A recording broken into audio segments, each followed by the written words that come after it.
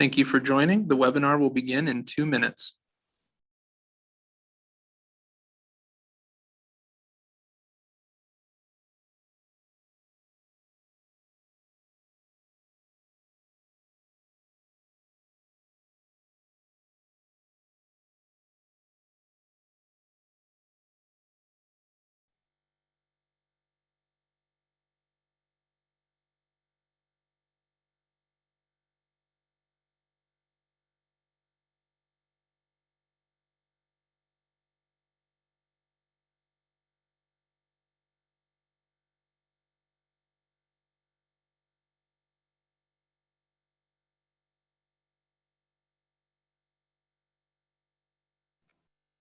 Thank you all for joining. The webinar will begin in 1 minute.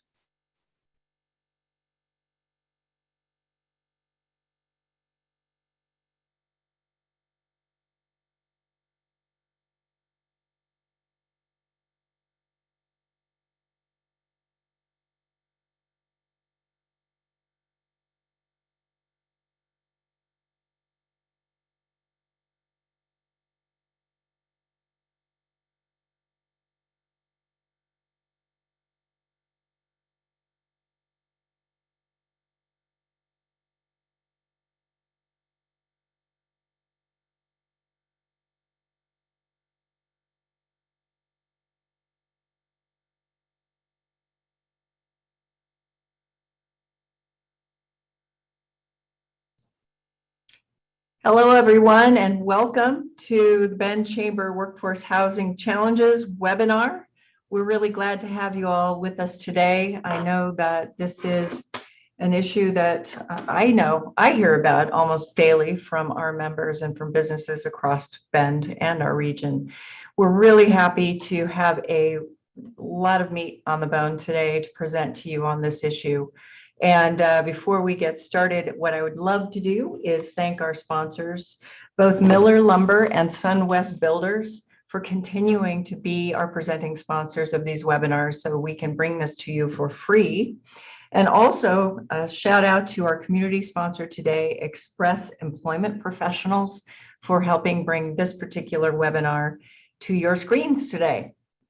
So this program is going to include a couple of different components. The first one is sharing with you all the results of the survey the Bend Chamber of Commerce commissioned with Gallatin Public Affairs and GS Strategies, and also to talk a little bit about what's being done across the country as far as innovative partnerships between employers, investors, developers to start to get things in the ground more quickly that are directly related to the workforce shortage. So we'll be getting into both of those topics today. So thank you to both Bend Broadband and Visit Bend. They helped pay for the survey that we're going to be presenting to you today and helping with the Bend Chamber's housing initiative. So we're grateful for your support on this work. So with that, I'd like to get us rolling. We got a lot to cover this afternoon, I guess it is. First of all, I'd like to introduce Robert Jones. Robert is from GS Strategies. He's vice president there. And I was looking at your website today, and there's a theme on the front page that says, why guess when you can know? And that really is why we did this survey with Gallatin and with GS Strategies, is why guess how the public feels about the housing crisis and what we should do about it. Let's do a survey and have real data so we know how folks are viewing how we grow and how we accommodate a robust workforce here in Bend. So with that, Robert, I'm going to let you, I'm going to do a few introductions, and then Robert's going to take over and share the details of the survey with you. And let's share. All right. So this is a presentation we also gave to City Council last night, and as you probably all know, they voted to approve and adopt House Bill 2001 into the City of Bend, which allows for a lot of infill types of building in existing neighborhoods and new neighborhoods alike. And this was a presentation that we wanted to queue up as that was being made. And why is this not advancing? There we go. So we all know this, that housing is an issue for the labor force. Our goal with bringing this information to you is to unite private and public sectors with a sense of real urgency to try and solve the housing affordability crisis and try and get as much product in the ground, as much housing in the ground as we can. The chamber is focused primarily on mid-market, but we're focused on all housing, from affordable to single housing. But our biggest concern is the average median income of around 80 to 150% of average in Bend, which is right around $80,000 per household. So that's really what we're trying to target. It's teachers, it's healthcare workers, it's the labor force, the trades, that sort of those sort of professions who used to be able to find a house here or any kind of place to live and are finding they're being edged out. And it's a long story, both inventory as well as other forces that have driven up prices here. So the high cost of housing means a lot to this community. It impacts commute times, which equals lost family time and a lot of additional transportation costs if you're having to drive from out of town.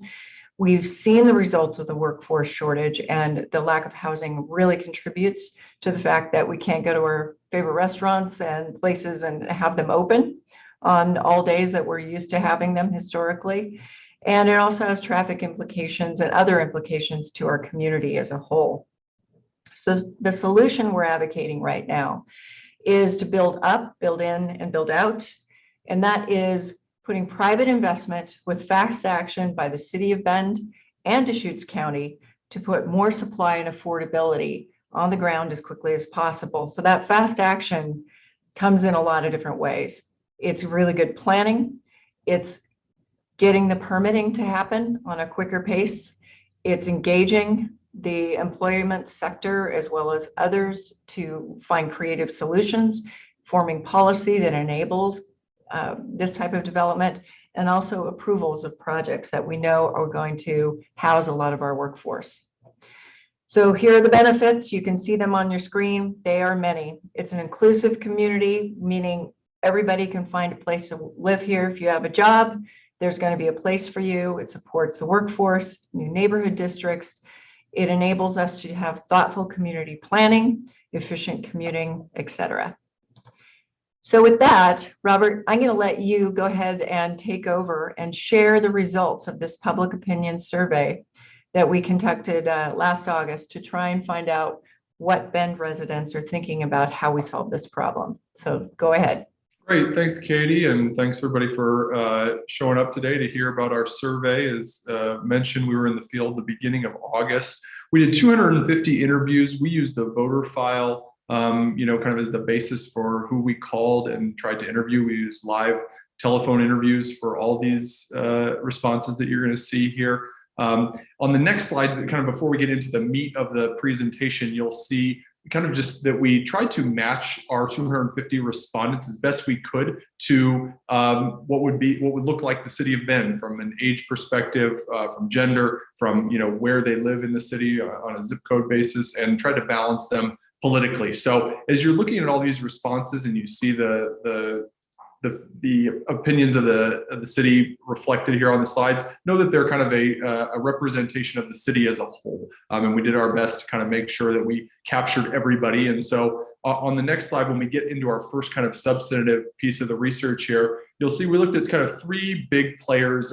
in the space that we're talking about here in terms of affordable housing: the Bend Chamber, the City Council, and the Deschutes County Commission. You see the favorable rating for all are pretty even, kind of in the mid to low 40s. The City Council, different than the County Commission and the Chamber, is sort of has a more political bent to it, right? You can see Democrats very favorable towards the City Council, Republicans less so. And that's, kind of a reflection of the political makeup of the council itself, right? And the County Commission and the Chamber are much more balanced. And, when we go to the next slide and see, we started to give some information about what the chamber is thinking about doing. And you can see that description we read, respondents at the top of the slide. The chamber represents 1,300 businesses with a mission to advocate for the interests of local, small and large businesses, jobs and workers. If the chamber made advocating for policies to encourage and allow the zoning and building of more affordable housing in Bend, would you have a more favorable or less favorable opinion? Overwhelmingly, people see that as a worthy goal, gives them a more favorable opinion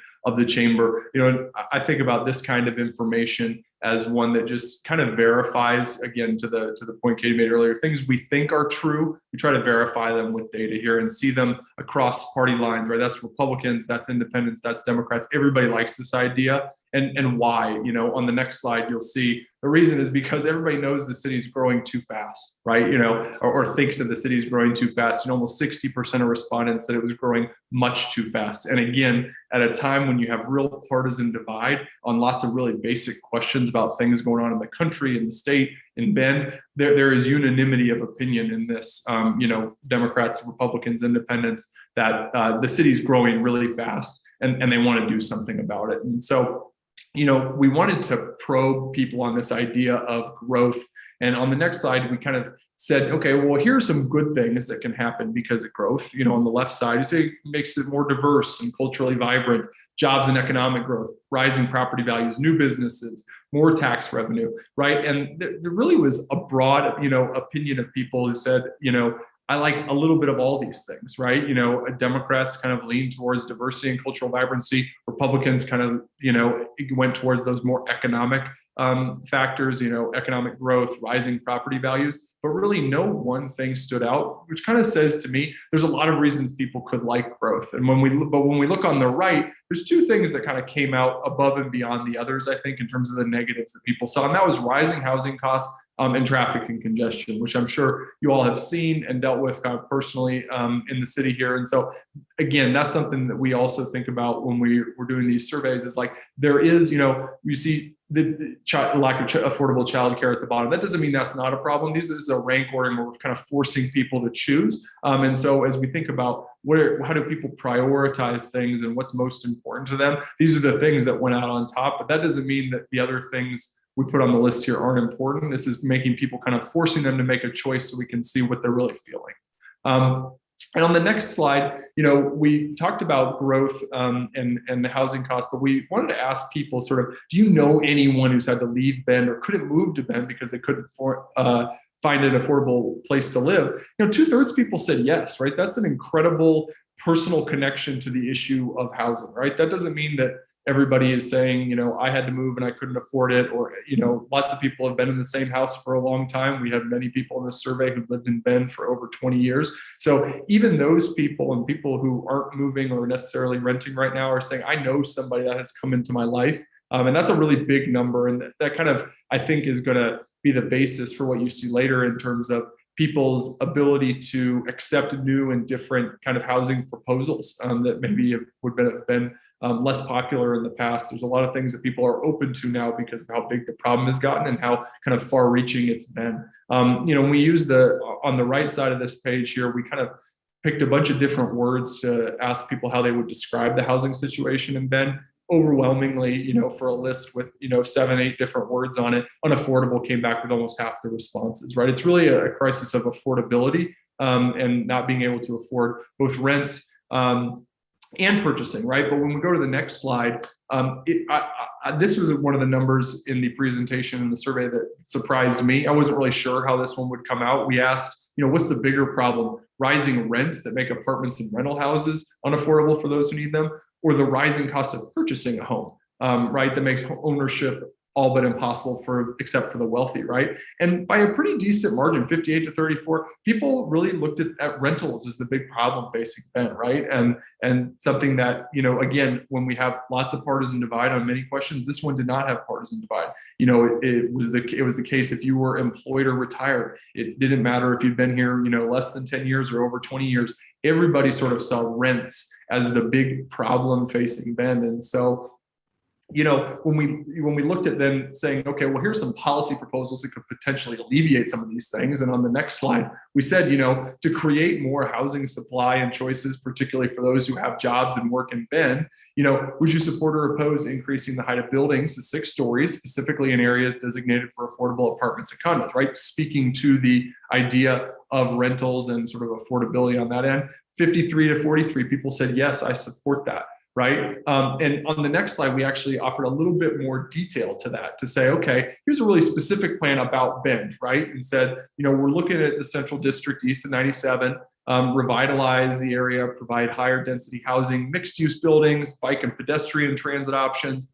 and all these sort of different things to say, okay, here's a real plan for you to grab onto, Bend, and say, do you like this or not? And now we're in a place where we're kind of overwhelmingly 68% of people say, yes, I support that, right? And I think that's an important, difference between those 2 slides and the 2 questions we asked, which is that people want details. They want to hear what's going to happen. They want to hear about all the different things associated with that, not just about housing. They want to know what's going on with transportation, right? As we saw earlier, they're interested in that as we think about growth. They want to know about the cultural vibrancy and some of those other things that are going to come with the growth. So the more details on these plans, right, as the city council and things are putting forward, I think is the better for the citizens of Bend. They want to hear about it.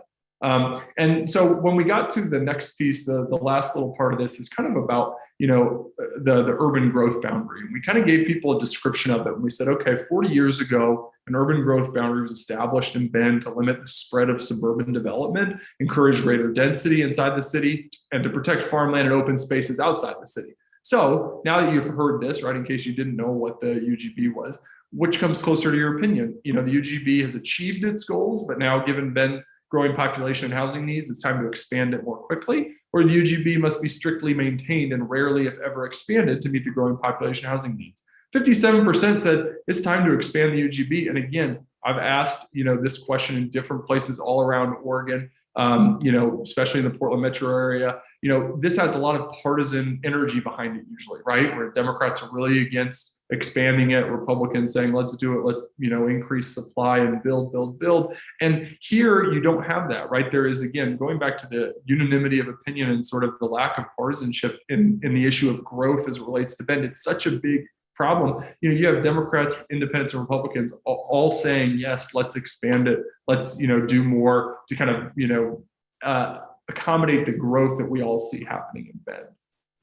On the next slide, there are some things that people are worried about though, right? When we decide, this is an idea that comes with infill and some of these other things where we're talking about going into neighborhoods and that drives up housing costs. Gentrification, right? We can describe gentrification and said, which comes closer to your opinion? Is it a good thing because older neighborhoods are improved, with updated homes, improved shopping and restaurants and rising property values? Or is it a bad thing because it, drives up the cost of living, eliminates housing for entry level and lower income workers and changes the character of older neighborhoods, right? 54 to 38 people say that's a bad thing, right? And so I think this gives the kind of push-pull that happens in all these housing discussions and all communities that are facing this, which is that they do want more affordable housing. They do want to, think about both rent and ownership, but they're worried about what it does to pushing people out and who gets access to that. And so creating equity as it relates to new building and things like this is important when these plans are kind of moved forward with, right? And,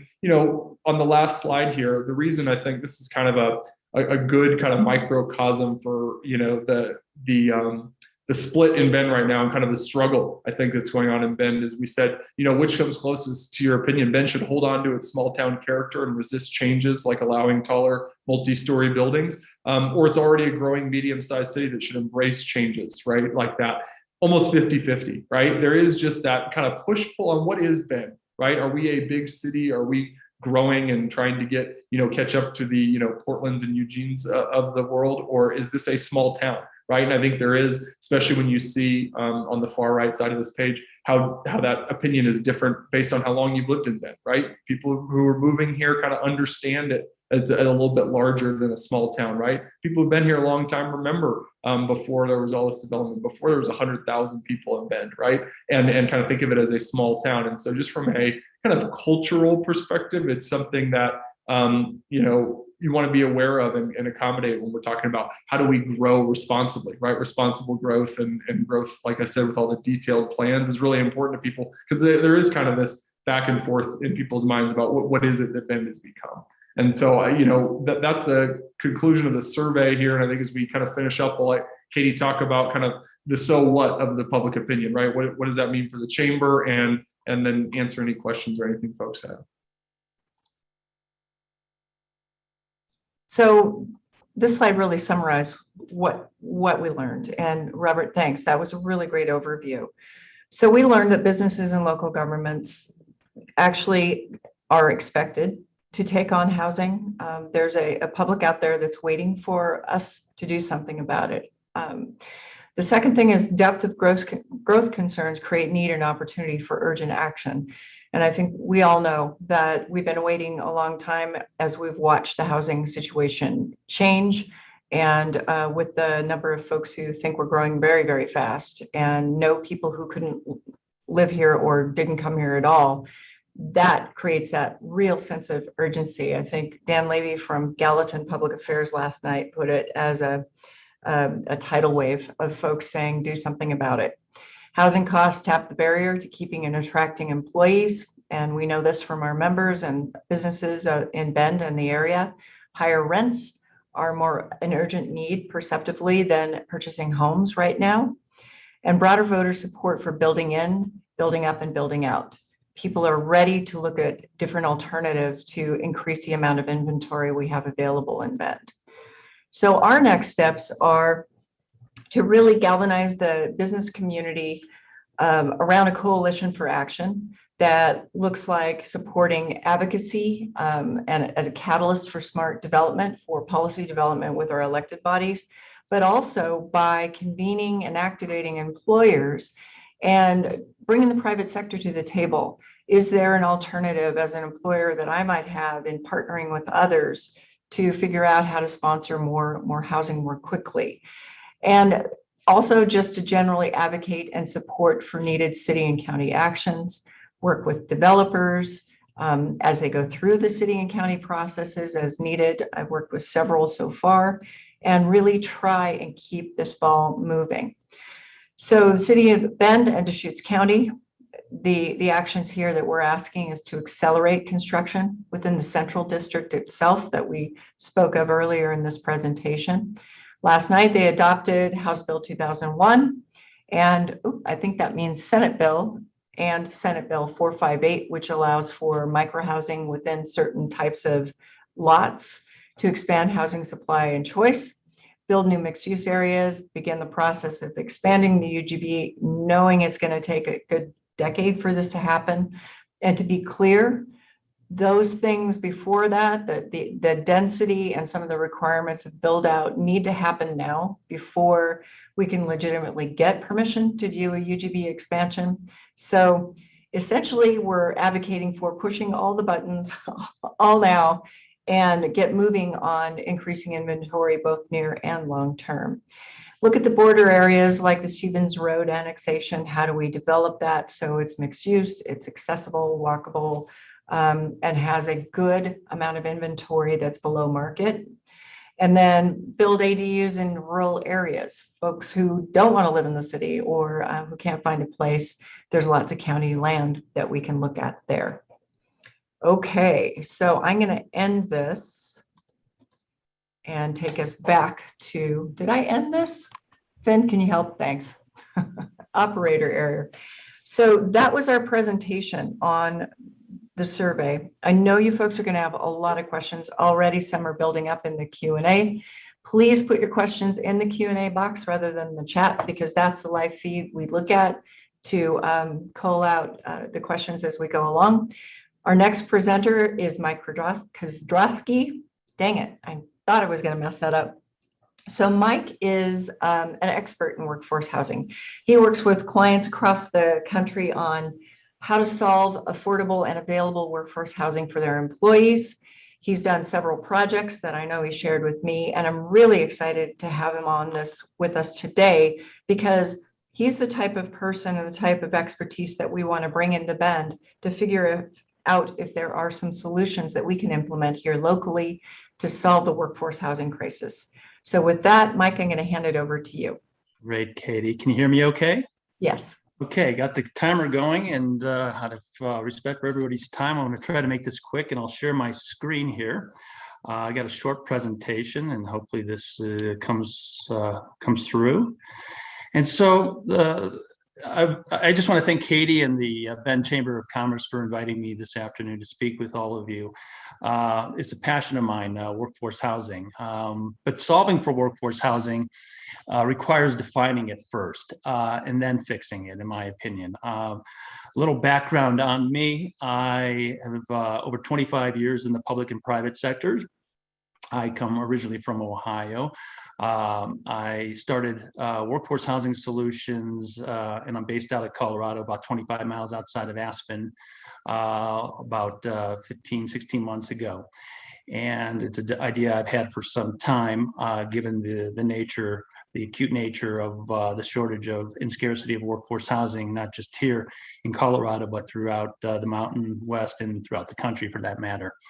That said, my background is a lot of public policy, economic development, and I had worked for the governor of Ohio for nearly 5 years, running his regional housing or regional economic development office in Northeast Ohio, and then specializing in workforce development and working with a lot of different manufacturers and R&D and helping them solve their workforce development issues. And kind of evolved in my career through when I moved to Colorado and started tackling not just economic development and public policy, but real estate and workforce housing and affordable housing. So with that, to define it, just a couple definitions I wanted to share with the audience today. Urban Land Institute defines workforce housing as housing affordable to households earning between 60 and 120% of area median income. And then if you go to the National Association of Realtors, another very credible source, they consider workforce housing housing that is affordable to workers and is in close proximity to their jobs. It can be rental or home ownership, obviously reasonably affordable for moderate and middle income, or what they term critical workforce, some might call central workforce, and located within acceptable proximity to workforce centers. And it can be thought of as housing that is both, like I said, affordable to moderate and middle income residents of a community. Now, I like both definitions, but if I go back to the Urban Land Institute, I think it's a little too narrow for a variety of reasons. And I don't think we've really defined workforce housing very well anywhere in this country, and that's part of the problem from an industry standpoint, but also just from a public policy standpoint. This definition, for example, under Urban Land Institute, I think is too narrow in that it doesn't talk about proximity, as does the National Association of Realtors definition, but the AMI really depends on the locale and the region and household income and the type of jobs you're trying to target with a market rate workforce housing. So, I'll give you an example. And by the way, one of the things I did coming to Colorado before starting my own business, I ran the Aspen-Pickens County Housing Authority, which is the largest affordable workforce housing program relative to population in North America, with about over 3,100 deed-restricted units.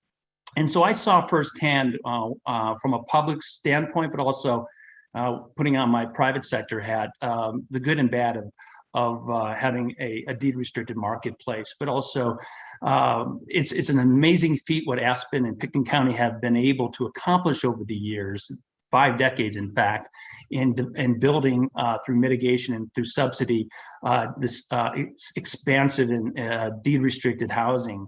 However, there are issues associated with the policies itself, and now a lot of unintended consequences associated with a program like that, rearing some real concerns, structural concerns here now, 5 decades later. Then again, the NAR, or the National Association of Realtors definition, when I go back to that, it's broad, and I like it. I like it a little better than ULI's, but this gets to the heart of what I wanted to address today. And there's the difficulty of defining and the confusion, excuse me, the confusion surrounding workforce housing. Like I said, there's no uniform definition, and it varies. And just beyond the National Association of Realtors and Urban Land Institute's definition, but it's not public housing, and it's not affordable housing either necessarily. But it is affordable relative to the marketplace. So you see this little Venn diagram I put together for you, showing kind of the overlap, a lot of overlap in the commonalities between various housing, like deed restricted housing, employer provided housing, affordable housing, market rate housing.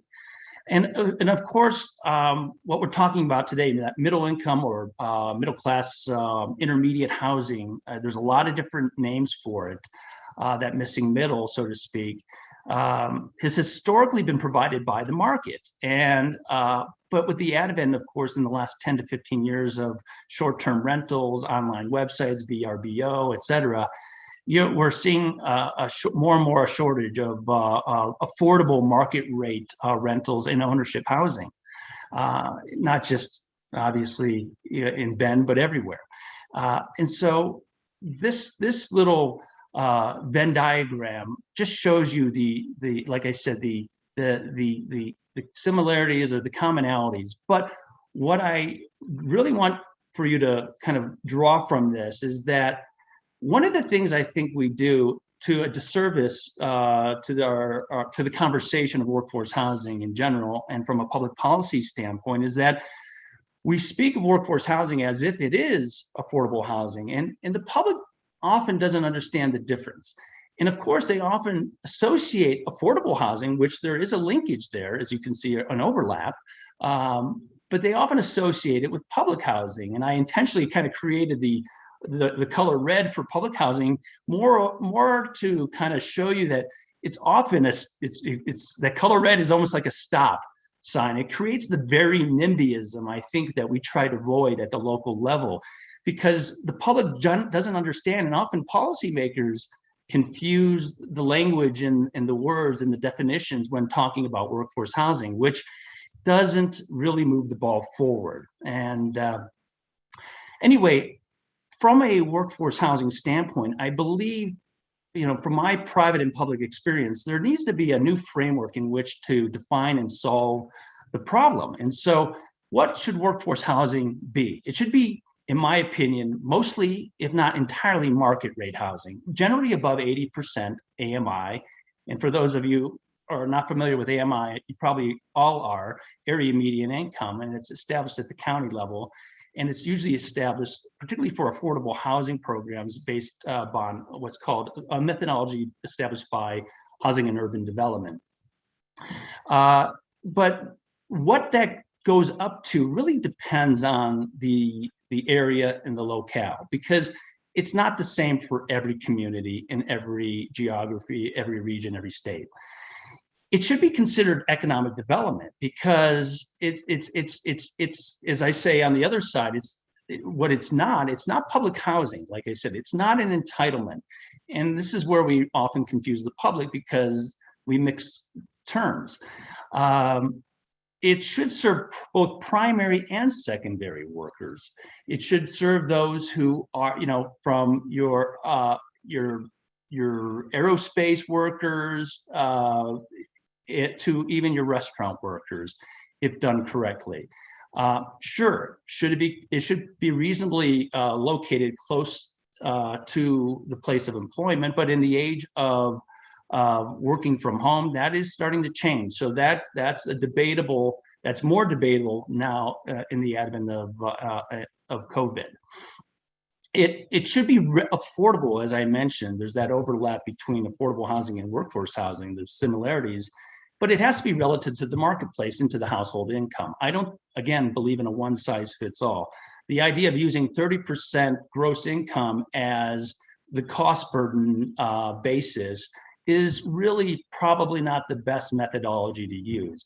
There's a lot of give and take there, quite frankly. And then, of course, workforce housing should serve a wide range of middle income levels, but again, locally determined. I believe it should be incentivized through government, but particularly through reforming land use zoning and entitlement reforms. And they're much like the Bend Chamber and it sounds like the Bend political establishment, there seems to be political will to really move the ball forward on this issue. And that's important. You need that political will. And then also, it must be profitable to the market. I mean, developers, lenders, investors must be able to turn a profit. And if it's too expensive, time consuming, and the entitlement process is too risky relative to the return on investment, it's going to be hard to attract that investment. And so I'm kind of balancing or going back and forth between what it should be and what it should not be within a different framework. Because I don't think we can use the affordable housing framework to solve the workforce housing problems or issues, or in fact crisis in some places, because it applies to a very different audience. And it's important for Bend and Deschutes County to really identify their target audience. It's not for somebody like me from Colorado to come and tell you it should be 80 to 120%. It really depends on, again, your workforce, your primary employers, and the various secondary employers serving a lot of those primary employers. And so, like I said, on the what it should not be side of things, it shouldn't be a top-down, one-size-fits-all definition administered by the state or the federal government, like affordable or even public housing has been historically. Finally, when rethinking the workforce housing solution, again, I'm probably being repetitive, but I think it is important given the time.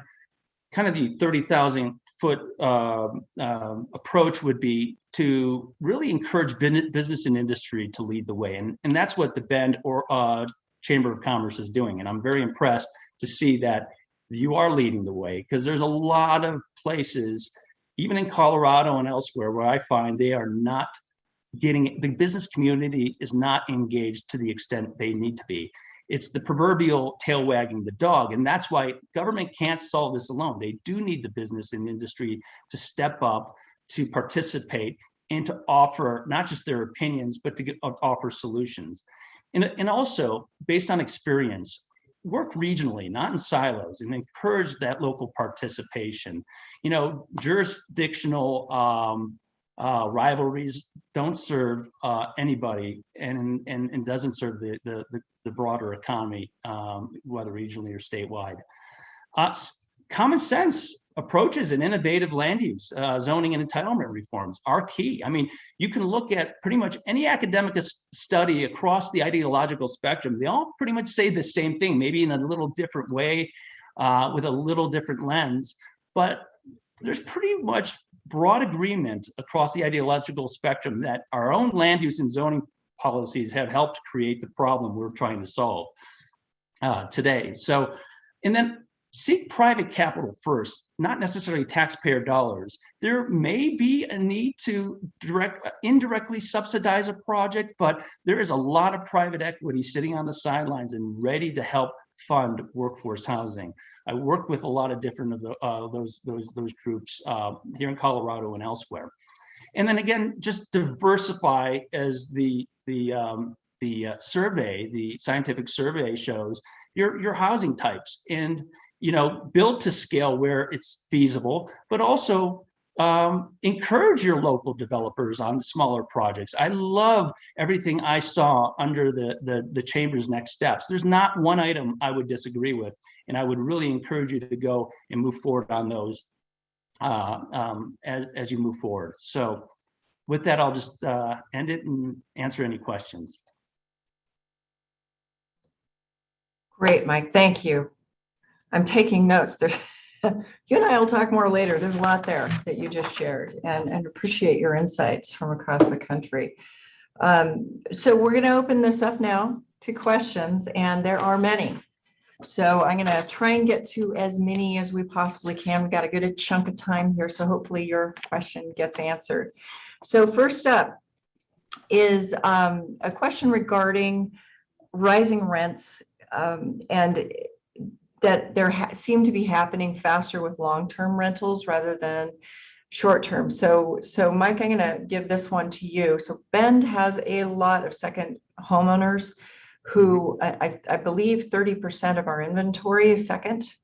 So a lot of these folks use it for a second home. A lot of folks are using it for a short-term rental. Some are using it for long-term rentals. Do you know of any patterns or any advice that you can give our community that's set up with so many short-term rentals on what are the plus and minuses of that kind of dynamic? It's a big question. Don't have enough time, but of course it is acute here in the resort communities of Colorado, Aspen, Steamboat, and even elsewhere. Crested Butte, I know, for example, has some short-term rental policies. Some communities are really looking at, for lack of a better term, taxing or adding some sort of fee to short-term renter and second homeowners for short-term rentals.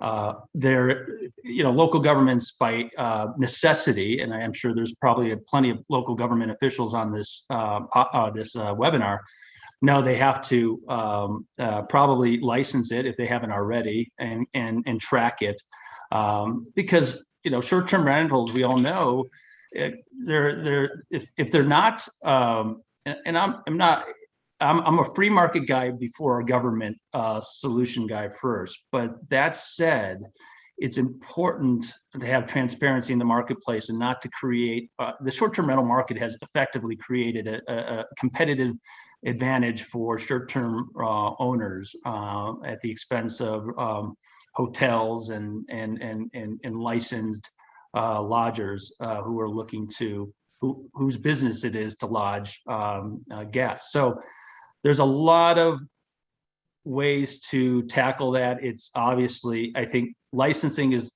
first and foremost, and just getting an idea of how many and how widespread the issue is, but then maybe finding some creative solutions to incentivize the long-term rental over the short-term rental. And I'll give you one last example. They're trying to do that in the Vail Valley by trying to provide some financial incentive for homeowners, second homeowners in particular, the long-term rent to local workers over a short-term guest. Interesting.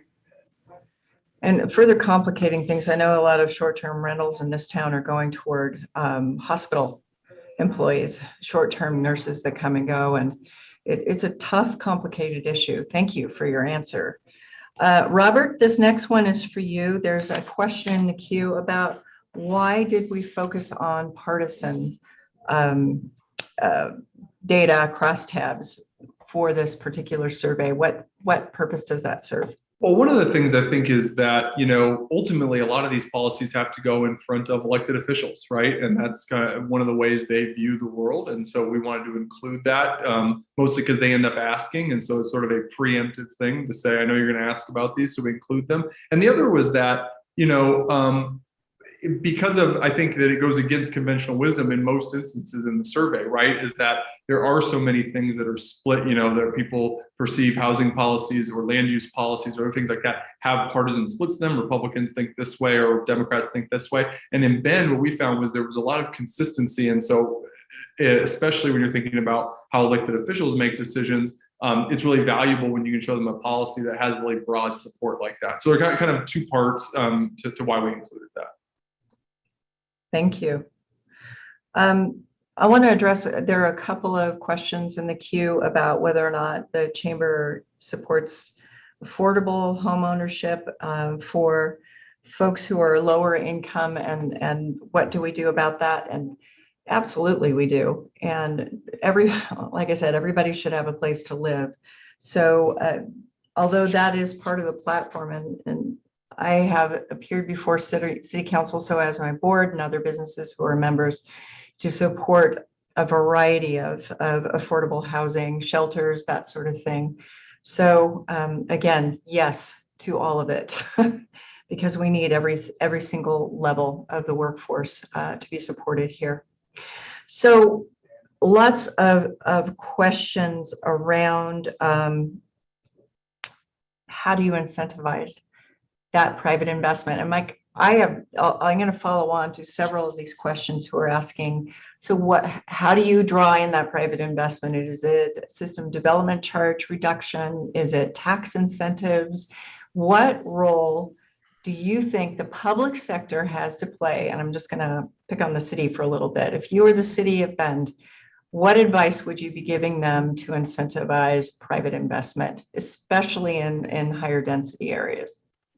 Make it easier for the development community and investors to develop what you're looking for and create more certainty, not just in the process, the entitlement process, but certainty in the zoning, the land use, the cooperation. Again, the workforce housing, and I saw a question when Robert was talking, I saw somebody had asked about how do you define affordable housing? Affordable housing is effectively 80% and below. There's public housing is usually 30% below area median income. Affordable housing traditionally has been serving kind of that 30 to 80%, particularly 30 to 60% area median income bracket. And most of the state and federal programs over the last 6 to 8 decades have been focused on mostly public and affordable housing. There haven't been programs that have focused on workforce missing middle housing, because it was always expected that the market would take care of it. But now we're, in the advent of zoning and land use regulations and urban growth boundaries and all these things that we've had for decades upon decades. And in a lot of ways, they've been good things, but it's created a lot of exclusionary zoning, as we all know. It's created many more. It's created sprawl, single family developments, not mixed use developments, mixed income developments, not high density. For example, in Aspen, like a lot of places in the country, density is a 4-letter word, and it shouldn't be a 4-letter word, right? It should be a good thing. And I believe in a lot of the smart growth principles, but I also believe in a lot of the free market principles. It's going to be the free market that leads the way in solving the workforce housing crisis across the country, not just in Bend, Oregon, and in Deschutes County. And it's just make it easier. You don't have to subsidize it to make it happen. You just got to make it easier and welcome the development to happen. But you got to be clear about what you want as a community from a policy standpoint, and don't make it so unpredictable, because time is money. Yeah, that's what I've been hearing from developers as well. The permitting process has to be predictable and expedited. I agree that's what I've heard from developers as well. There are very few tools in the state of Oregon that you can use to incentivize development. It's one of the challenges we have as a state as a whole. Not a lot of economic incentives. There are things like opportunity zones, which is federal, and also urban renewal areas where you can put the tax you generate in that area goes back into infrastructure and other things. And just a reminder to everybody, that's part of what the city's plan for the Central District is all about, is putting in multi-million dollars into a new pedestrian multimodal overpass over the Parkway to join East and West. It's putting in road improvements, sewer, water, all of that stuff, because redevelopment, especially, well, anywhere in Bend, is very expensive. And it's one of the problems with expanding the UGB. Anytime you expand an urban growth boundary, you have to put everything into it: roads, sewer, water, fiber, all of the things. And there's nobody to pay for it because we don't have a utility bucket of money anymore in the state as we used to. So it's a challenge. So you have to do with the best you can with what you've got. There's a couple of questions here regarding, how do I want to say this, just the implications of infill. So as with many, many other communities that I've been monitoring that have been talking about more densification, the issue of parking comes up a lot because it's a big burden on the streets. It's congestion and impacts to neighborhoods. There's also questions here. I'm just going to tick off a few because I think they're all interrelated about my words, including space for toys in multifamily housing, because Bend is where people come to play. And we do have a lot of toys here and they're big. So how do we make lifestyle or accommodate activities and the types of folks who are going to come to this community who want to live here and are choosing multifamily housing? In addition to that, parks. So lots of dogs in Bend. And so there's a question in the queue about what do we do about dogs and really open spaces in an urban environment.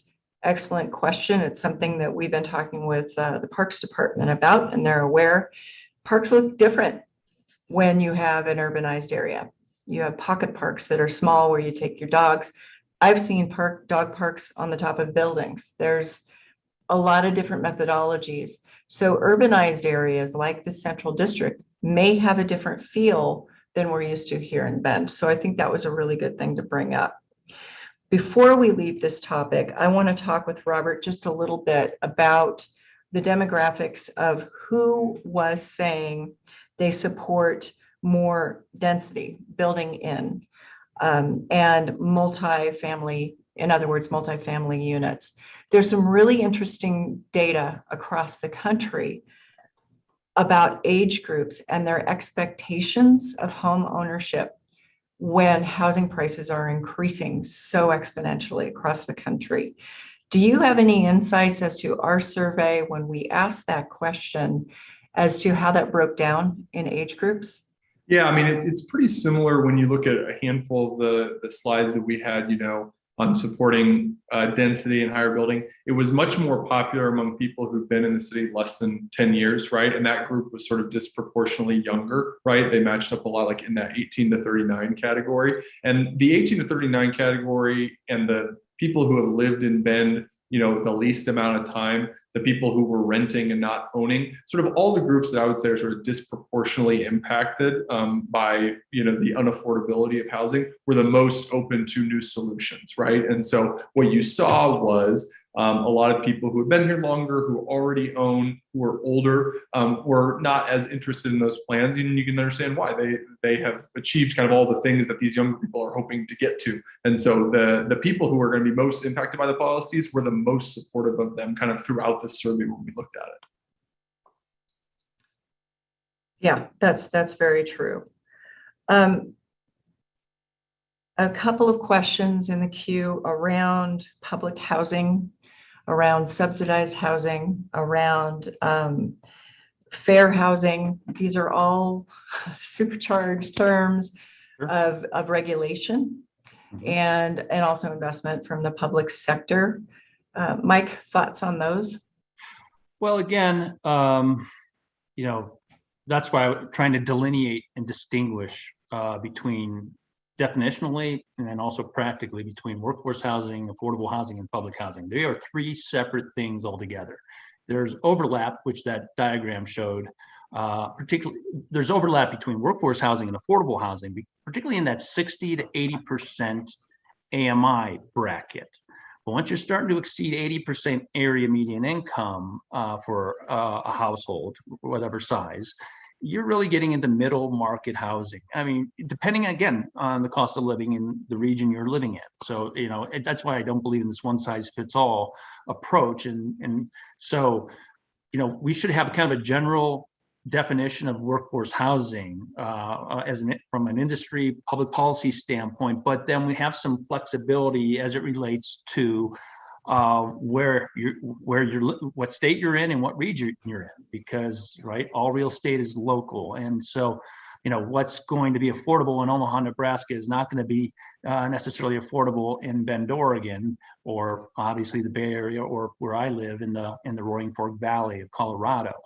Public housing, and I'm not, again, the problem, when we talk about workforce housing and what I'm trying to convey to your audience is that I think we've made such a mistake because we've conflated workforce housing with affordable housing so much so that the general public doesn't know the difference. And then again, they conflate it furthermore with public housing. And my theory, it's a theory, is that it creates the very NIMBYism that we try to avoid. And if we're not speaking the same language or communicating effectively on what the term means, we're not only talking across one another, we're really confusing the public. And if we're really going to get the public to educate the public on what workforce housing is and reduce the reactionary nature of NIMBYism, well, then let's start defining it and speaking about it that we're on the same page, that we're all on the same page. And that's why it's important, in my opinion, professional and personal, to define it accurately and speak about it without confusing the public. Mike, have you seen any projects in your work? There are questions in the queue about, just like a lot of other places, a lot of employers here having trouble retaining restaurant workers, folks that at that lower income level that really are desperately looking for places to live. Have you seen any fast-tracked product housing that has accommodated that in a very short term?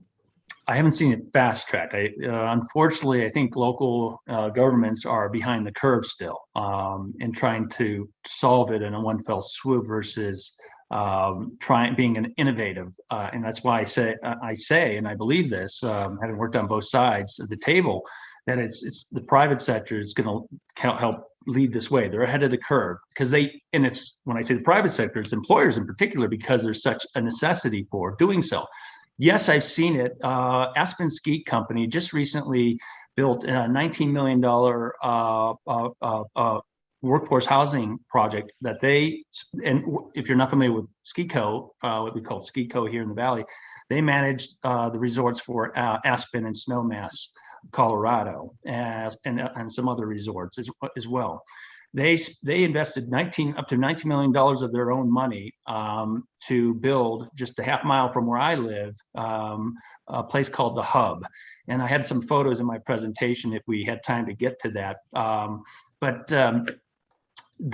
It's about 44 bedrooms, but 155 beds. So there's a lot of shared space for their seasonal workers, but also for whether they're single, a couple, or even families. So they have a variety of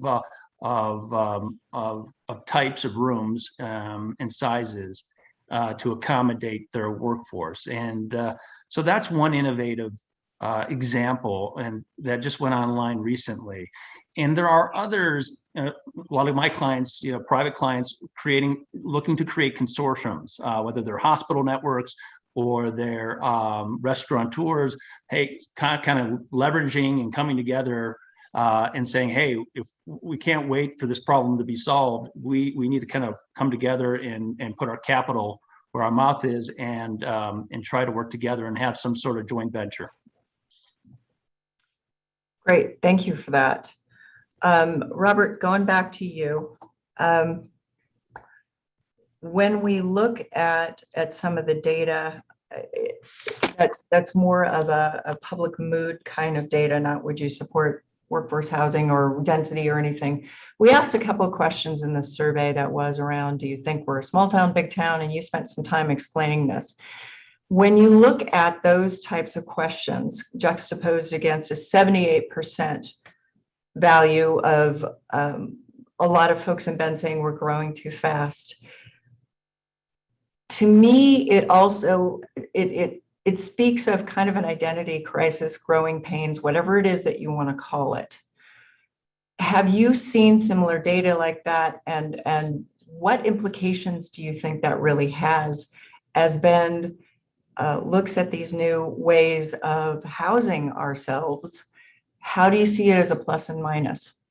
Yeah, well, I live in a city that's gone through, I'm in Boise, Idaho, which in probably the 6 years I've been here has grown really rapidly from a medium city to a big city, right? And, what you see in the numbers here, and as a person who was, from the western half of the United States, I'm an Oregonian and I moved here to Boise 6 years ago. What you see happening with the new residents here in Bend is that they're the ones who are saying, I see this as a mid-sized town, right? And so what happens is as the city continues to grow, it's going to grow again disproportionately among people who kind of see the future Bend, right, as opposed to looking back towards the past Bend, right? And so those things are going to kind of, there's going to be less people who have lived there longer because people just moving in necessarily are going to be new residents and not have been there. And so as it grows, you're going to get more acceptance of that, right? And it happened here in research I've done here in Boise and in Idaho, is that people start to look more towards, there is a period of growth where people try to stop it or think it can be stopped,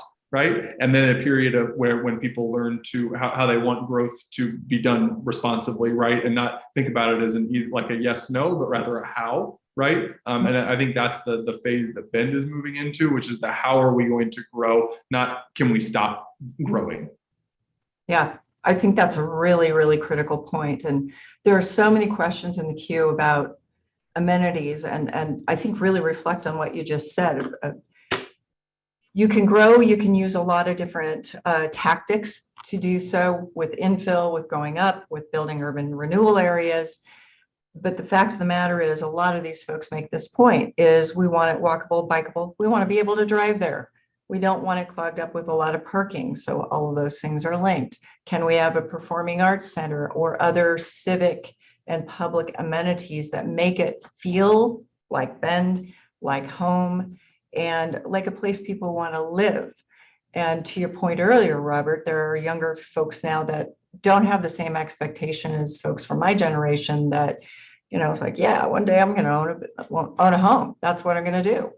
And it took me a while to get there, but I think the expectation of folks to live in rented properties longer makes it even more important that these amenities and what we think of Bend, they're linked. And so the development has to be thoughtful, and it has to feel like Bend and be inclusive. Can we do all that? Is that too much? I'm hoping we can. Well, I think we are running up on the 1 o'clock hour. Was there anything else, Mike or Robert, that you wanted to add? No, thanks for having me. No, thank you for having me. And if there's anybody has any questions, feel free to reach out to me via my website or call me or email me. Great. And we will provide some links to some of the things that we talked about today. We have a new website at www.bendchamber.org. You'll see it on there. You can click on to see this presentation that we did today. We'll have links to resources, including some of the work that Mike was referring to. And we plan on building this as a resource for all of you to tap into. If you are an employer or a developer who is interested in joining the cause, we'd love to hear from you. So please contact us, either me directly or go to info@bendchamber.org, and let's get cracking on solving this problem. Thank you to all of you. And again, thanks to Miller Lumber, Sunwest Builders, and Express Employment for sponsoring today's program, and to the contributors to the Housing Initiative, and wishing you all a great